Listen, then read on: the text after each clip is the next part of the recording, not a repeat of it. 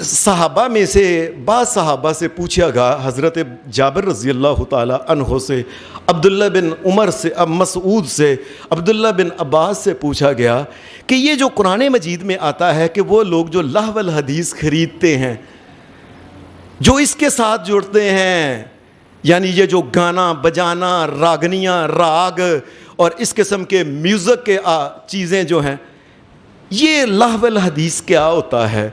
حدیث میں آتا ہے کہ حضرت عبداللہ بن مسعود نے ایک ایسی بات کہی، کہنے لگے باللہ واللہ الذی لا الہ الا ہو، مجھے اس اللہ کی قسم ہے کہ جس کے علاوہ کوئی الہ، مالک و مشکل کشا، کوئی معبود نہیں، میں اس کی قسم اٹھا کے کہتا ہوں لہو الحدیث ہوتا ہے راگ اور گانے اور یہ جتنے بھی راگنیاں اور میوزک کے جتنے سامان ہیں، یہ اس کو کہتے ہیں۔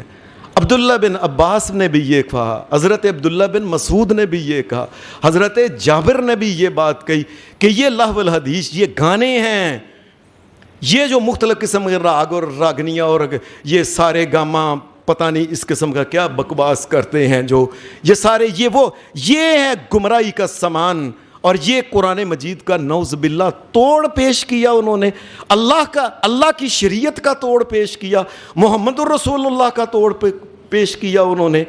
یاد رکھیں دنیا اور آخرت میں ذلیل، اور خاص کر کے قیامت کے دن جہنم کا ان کے لیے عذاب۔ عجیب بات ہے کہ بعض اوقات مسائل کے اندر ائمہ جو ہمارے اس امت کے کئی بڑے بڑے علماء، ان میں بعض اوقات اختلاف بھی ہو جاتا ہے کہ اس مسئلے میں میری عقل کے مطابق یہ ہے، میری عقل کے مطابق یہ ہے، اسے کہتے ہیں یہ اختلاف ہے رائے کا، اللہ کے دین کا اختلاف نہیں ہے۔ یہ دین اللہ کے فضل سے وہی ہے جو اللہ اور اس کے رسول نے کہہ دیا ہے بس۔ ہمارے مسلمانوں میں جو ائمہ ہیں، ائمہ نے اس بارے میں کیا کہا کہ یہ جو راگ اور راگنیاں، ان کے بارے میں کیا؟ امام ابی حنیفہ رحمۃ اللہ علیہ کے فتاویٰ، یہ فقہ حنفیہ کی کتابوں میں لکھے ہیں، ان کا یہ فتویٰ ہے کہ یہ جو راگ اور راگنیاں اور باجے اور گاجے اور بنسریاں اور ٹولکیاں اور طبلے، یہ سارے کے سارے جتنے ہیں، یہ امام ابو حنیفہ رحمۃ اللہ علیہ کا فتویٰ ہے۔ یاد رکھیں کیا فرمایا، یہ فسق اور فجور ہے۔ اور اگلی بات انہوں نے ایسی کہی ہے، افسوس کی بات ہے کہ حنفی اپنے علماء جو بڑے ان کے، وہ کیوں نہیں لوگوں کو بتاتے جمعے کے؟ امام صاحب نے یہ بات کہی، جو آدمی ان ڈھولکیوں سے، باجے سے، گاجے سے، ان سرنگیوں سے جو مزہ لیتا ہے اور گنگناتا ہے، وَتَلَذُّذَ بِهِ كُفْرٌ كُفْرٌ كُفْرٌ، جو آدمی ان سے مزہ لے اللہ کے نزدیک اس نے کفر کیا، اللہ کی شریعت کا کفر کیا ہے۔ یہ فتویٰ امام ابو حنیفہ کا۔ اور دیکھ لے سارے کہتے ہیں جی ہم سنی ہوتے ہیں، ہماری شادیوں میں ٹولکیاں اور باجے اور فلاں اور گانے اور عورتوں کا ناچنا، اور جی ہم سنی ہوتے ہیں۔ وہ کام اکلو، اور سنی کا تو مطلب وہ ہے جو محمد الرسول اللہ کی سنت پہ چلے، جو ان کی مخالفت کرے اسے سنی کہتے ہیں۔ وہ تو مخالف ہے محمد الرسول اللہ کا اور اللہ کا اور شریعت کا مخالف ہے وہ۔ امام مالک رحمۃ اللہ علیہ سے کسی نے کہا کہ یہ آپ کے خیال میں آپ کی کیا رائے ہے جو آپ نے سمجھا؟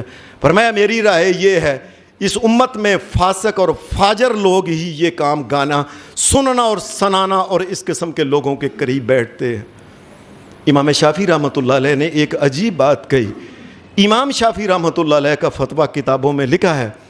امام شافعی رحمۃ اللہ علیہ نے یہ بات کہی، فرمایا جو آدمی گانے سنتا ہے نا دھیان سے، ایک تو یہ فاسق اور فاجر ہے، دوسرا فرمایا مرنے تک کسی عدالت میں اس کی گواہی قبول نہ کی جائے۔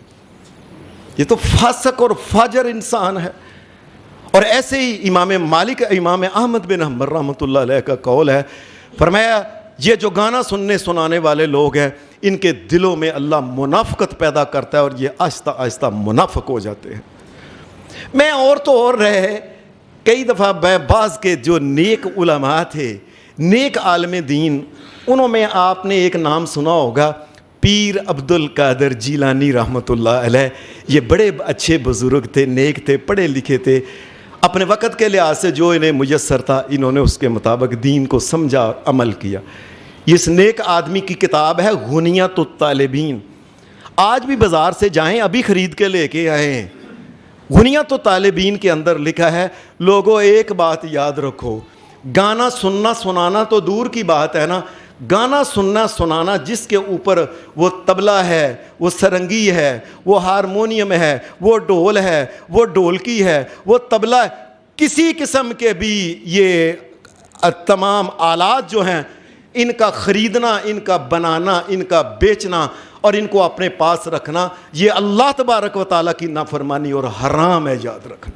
اور بجانا تو دور کی بات ہے, یہ رکھنا ہی حرام ہے اپنے پاس. یہ کفر کی چیزیں جو قرآن مجید کا توڑ سمجھ کے لائے تھے. ہمارے ہاں ہندوستان اور پاکستان میں ایک عجیب بات ہوئی. آج سے تقریباً 500 سال پہلے ایک آدمی تھے, کوئی بزرگ نیک آدمی تھے, انہوں نے ایک خیال کیا کہ ہندوؤں کو مسلمان اور عیسائیوں کو مسلمان کرنے کے لیے یہ کرو. ایک طریقہ کیا, انہوں نے کہا کہ یہ نا میوزک کے اوپر نا یہ قوالیاں گا کے نا لوگوں کو دین کے قریب لایا جائے. پہلی میری بات یہ سمجھ لیں اور لوگوں, اور جس کو حرام محمد الرسول اللہ کہہ لے اس کو بعد میں کوئی ہے انسان جو اس کو حلال کر سکے؟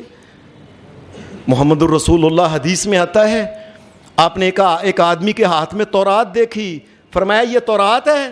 اے اللہ کے رسول, یہاں فرمایا تورات تو دور کی بات ہے نا, جس کے اوپر تورات اتری تھی.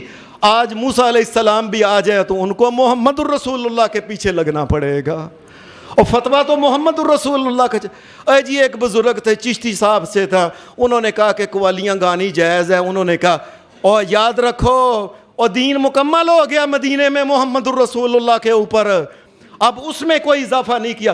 جو اضافہ کرنے کی کوشش کرے گا گمراہ ہو کے جہنم کے اندر چلا جائے گا. جی فلاں نے کہا جی وہ نا یہ نا قوالیاں جو ہے نا وہ بابا چشتی سنتا تھا اور بلا اس قسم کی کیا. اللہ ان کو بزرگوں سے غلطی ہو گئی ہے تو اللہ ان کو معاف کرے, ہم تو ان کے لیے دعا کرتے ہیں, لیکن یہ نہیں دین مکمل ہو گیا محمد الرسول اللہ کے بعد, اس کے بعد کوئی دین کی بات نہیں ہے.